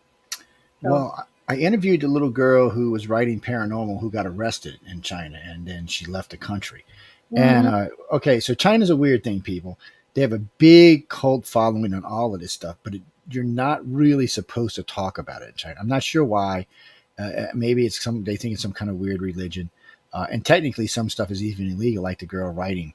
So, but what's funny about it, she was telling me when she's on air, she said, "Oh no, we can read American books because you're dumb Americans." But we can't write books for our own people because we'll go to jail because it's, and she said nothing in this book was other than paranormal. But because we talked about things that went on, with countries or worlds invading and how they treated their citizens, the Chinese took it personally. She said, I wasn't even talking about China. I could have cared less. She said, I was trying to get across this part of the story, and China just thought I was talking about them. And she said, and that's all I heard. She said, so when I got out of jail, I just left. And she's been publishing since. She's been fairly successful, but they will not let her books into China. But I learned a little secret, and I don't know how this works for everybody. I got into China because I was in Hong Kong. So when China took over Hong Kong, we were already a member. We were already part of the press there. And when I was contacted by the party, they basically told me, we like your station. You've been reviewed. We've heard you talk about our emperor. Well, no, they didn't call him emperor, but still, they've heard we reviewed your news shows. You're not hating on Xi Jinping. You actually play fair with everybody.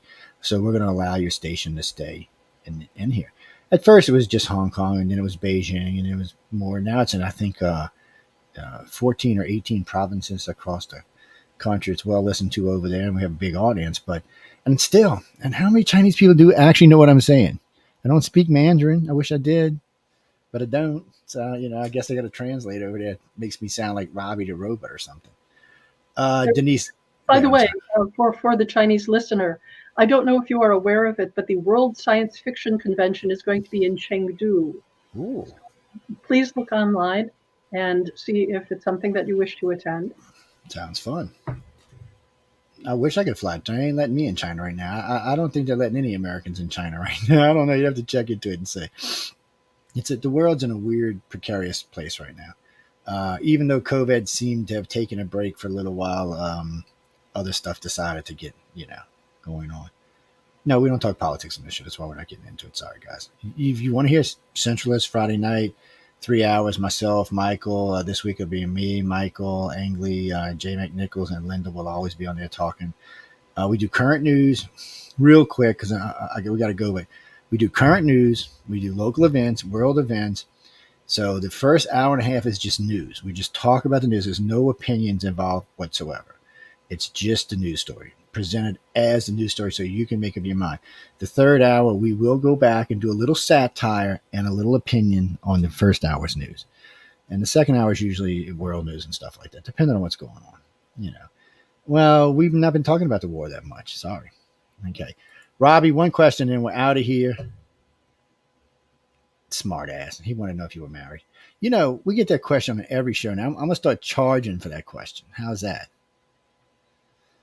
Yes, I am. See, too bad, so sad. Why, you wanted to write your books for you, huh? I know what's going on here, you freaks. I don't know what's going on. No, she's been a fabulous. Everybody everybody in my messenger list says you had just been a fabulous guest, just wonderful, a world of knowledge. Denise said you're probably one of the best guests she's heard in a long time. Really well spoken. I know she gave y'all should have been charging y'all for the information she gave y'all tonight. Yeah, that's what I'm saying. Well, anyway, Jody, tell them where they can find you and any parting words after that. Well, I'm on Facebook at Jody Lynn Nye, JodyLynnNye. I have a website, jodynye.com and jodylynnye.com. And there is a Myth Adventures website, but it's currently under construction again. But I tweet very, very, very, very seldom. I just got an Instagram page, so you'll begin to see pictures of my cats. But otherwise, come and see me at conventions, stop me in the hall, talk to me, because I love to meet people. That's the Raymond wanted to know, where do you post where you're going to be speaking at when you're speaking? That's on my website under appearances. So check There it you out. go. I have a list of the places I'm going to be. If I get some more book signings or some more classes that I'm teaching, I will put those up. And I'm trying to keep it current, but it's She's it's busy, more people. important Don't let her fool you. She's a busy woman. it's more important for me to get to the event than to post much about it. And I try to put up my schedule for conventions when I'm going to be there. There y'all go. So just keep up on her, and you'll find out where she's going and where she likes. I know a lot of y'all. I've seen a lot of y'all said you'd like to meet her in person. She's so nice, and don't irritate the woman. Okay, I tell y'all, with all the people come on this network, be respectful when you meet people. Don't be bumping, shoving. Give me your autograph. Be nice. Okay, if the woman wants to give you your autograph, she will. If she don't, she won't. So don't push it. Yeah, I do this because I noticed over the years, when people come on, sometimes when they come back, they tell me they were at a particular convention or something was going on, and there was a big group of people showed up, and they were kind of being, how can we say this politely, unruly, and so it made for issues. I just, go to a conference, enjoy it, go for whatever reasons you are. If Jody's there, go up, say hi, tell her how you love her and all that good stuff. Buy her book. Buy a book, people. Don't be cheap. You know what? I know it's tight. Now think of it like this. I know it's tight and it's early. So we're 180 days from Christmas. So yeah, I bet you we're real close. So start thinking about Christmas books. You know how I am, people. Buy a book. You know what? Shh, let me tell you a little secret. You can buy a book, you can read it, and then you can give it to somebody as a Christmas present. Shh. Don't tell anybody I said that. Or you can buy two. Yes. Yeah, she likes cats. It's in her bio, and one went to visit. She didn't make the camera with us, but like Lola's gotten to where my little black Chihuahua, she thinks she has to be on cam now. She thinks she's a movie star. Ever since she got the big TikTok audience, now she struts the house like, yeah, I'm gonna be on cam. This dog is insane. You think I'm kidding y'all, people? That dog knows when I'm coming home. And she knows when I'm on air. She will come in the room. She won't come in the studio all day. Daddy gets on air. Boom, here she comes. Right at 1 hour into the show every time. She wants to be on. She comes, gets on my laps, looks around, smiles at everybody, and leaves. Don't ask. I don't know why. It's a weird thing. But be sure to go to the conferences. Check her out. Dragon Con. I don't know. You going to try to make Dragon Con this year? Yep. Oh, yeah. Well, I'm coming to see... I think John and Emily said they're coming down this year, so I'll be up. So I'll be looking for you when I'm up there to come say hi. Well, remember, it's 5 hotels, right? Yes. Yes. Yeah. Dragon Con is huge, people. It's spread all over Atlanta. It's huge. We fill every hotel out to the airport, and NASCAR same weekend fills every hotel from the airport on out. Yeah, thank God my sister works at a Marriott. That's all I can say. It's my sister bigwig for the Marriott. I already told her I wanted to put one aside for me. She's like, all right, brother. Hey, man, what's the use of having family in good places if you can't abuse them? I'm just saying, come on. Anyway. Did you see the movie Dune? Yeah, I've seen, you mean the new one, right? Is what you're talking about? Yes. Did you see the Marriott elevator lobby in the movie? Oh, no, I did not. I'll have to go back and watch now. You'll have to go back and look at it. Yeah, I must have missed it because, it was so funny because John introduced me to the guy who wrote it last year, and I told him, I said, look, dude, you better not have messed this movie up. I said, now I know your name, but it'll be coming for you. And I was pleasantly surprised. It's a lot of people who saw it are like, oh, it's kind of, I said, what's the first half of Dune? It doesn't matter what version of Dune you watch. The first half of the movie is much slower than the second half. It's just the way the movie is. The book's the same way. Book's much more involved and way more complicated. I heard a guy the other day that says that Dune is TV unmovable makeable. However he said, I screwed that up, but basically they don't think it should be made in a movie because it's too complicated, it's too massive, and it never makes sense. The movie makes fine sense to me. I read the book. I mean, it's yes, the book's more involved, but the first half of this movie was good. He did a good job on it. As long as the second half follows through, I'll be happy with it. You mean, will it replace the original Dune for me? I don't know. We'll have to wait and see. We'll have to wait and see. Now part 2 is. I'm a big fan of the classic Dune. I'm not going to lie. So, yeah, there's just people in there especially like Patrick Stewart. He was in there, so that was always a plus. But we got to go. I know Miss Jody's got a life. She's got things to do. Everybody, thanks for all the audience hanging out. Jody, thank you. You were fabulously great tonight. And thanks for educating my audience. They probably learned more about books tonight than they have in a while. So if you go pay attention, there's been some serious authors on with me the last few weeks.